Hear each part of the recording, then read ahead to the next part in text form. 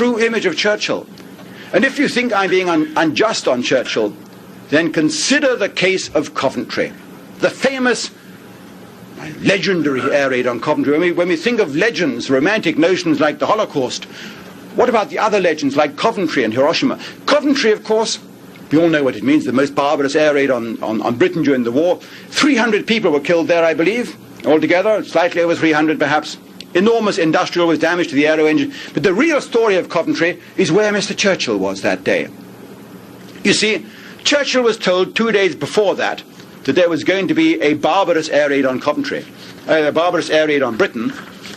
The Air Ministry sent him a message, which is in the Air Ministry files now, and they said, Prime Minister, we have just received intelligence from our code-breaking office that the Germans are going to carry out a vicious air raid in 3 consecutive nights with their entire air force, all 3 Luftflotten, all 3 air fleets. Over 1,000 bombers escorted by fighter planes are going to attack a target.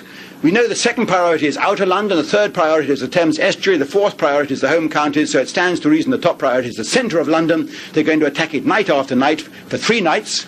Code name Moonlight Sonata, Mondscheinse Renate, so it stands to reason that the first night is going to be the first full moon night. And Churchill says, when is this? And the Air Ministry says, well, the first full moon night's the night of November the 14th to the 15th. Well, one of the documents I've managed to obtain, I managed to rent for £5,000 the private desk diaries of Mr. Churchill.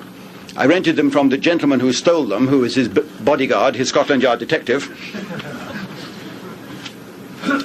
Tommy Thompson. Commander Tommy Thompson's godson rented them to me. And here is the extract from the desk diary for the actual Coventry period. I mentioned, as I said, Mondscheinse Renate was going to be the first full moon night, November the 14th. I'll give it you bigger. Here we are. A blow-up of that. As you see, it was November. November the 14th was going to be the first full moon night, and the raid is going to last for 3 days. 3 days, beginning probably on the dusk of November the 14th to 15th. So Mr. Churchill draws a bracket of 3 days with no appointments in London, please. Because he has been told that the target, number 1, is London. And he says, when will we know when this doleful event is going to take place?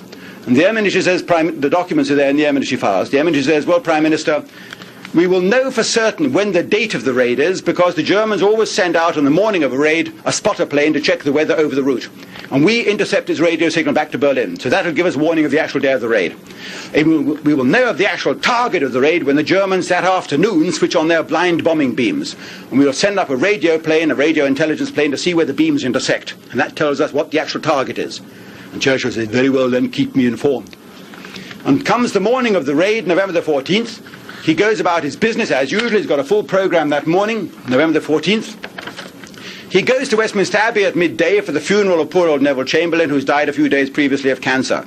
That's one reason why he wasn't able to continue in office, in fact. And then he comes back from Westminster Abbey. Churchill asks the latest state of play, and the Air Ministry tells him in a message, which is in the files, well, in the meantime, we have now intercepted the radio report of the weather plane. So tonight, Prime Minister, is the night. And on our information, we believe the target is still central London. Churchill looks at his appointment calendar, 2:45 Lord Halifax, 3 o'clock Mr. Attlee, no more appointments after that. He sees these two, I know that, the appointments are confirmed in their private papers.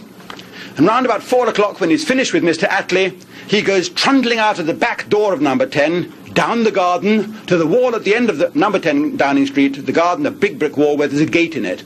And his car is parked behind the garden gate, the big black Humber limousine. He never drives off from the front when he's on this escape. He only drives off on the front when the press are there for big state official visits and state business. When he's escaping to his hidey hole in the country, the car's waiting round the back in Horse Guards Parade.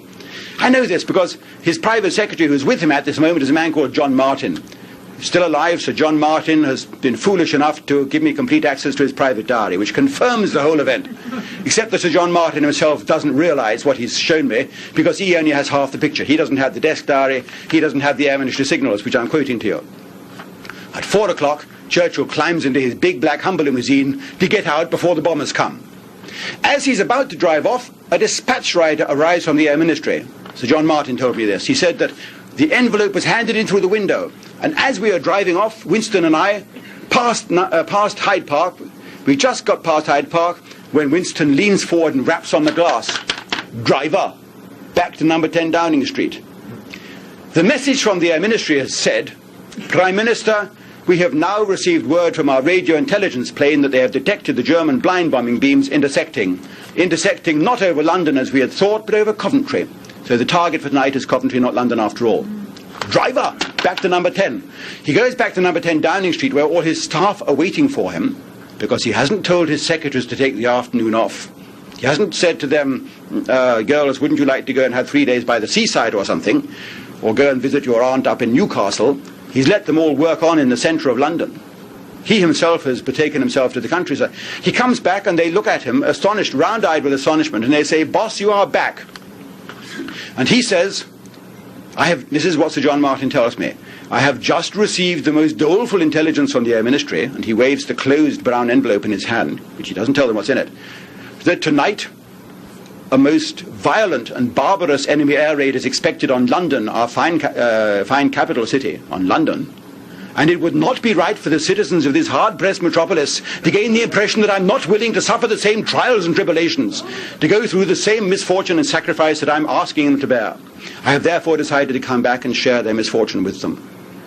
And that night at 8 o'clock, according to Sir John Colville in his private diary, another of the secretaries, Churchill goes up onto the roof of number 10 Downing Street, bears his portly waistcoat, and says, I am ready for them to attack now. Let them now start bombing and do their damnedest. I will stand here and take it. Knowing full well that the target for that night is Coventry, 350 miles away. It's a rather sad story about Mr. Churchill, but as President Reagan might say, you ain't heard nothing yet.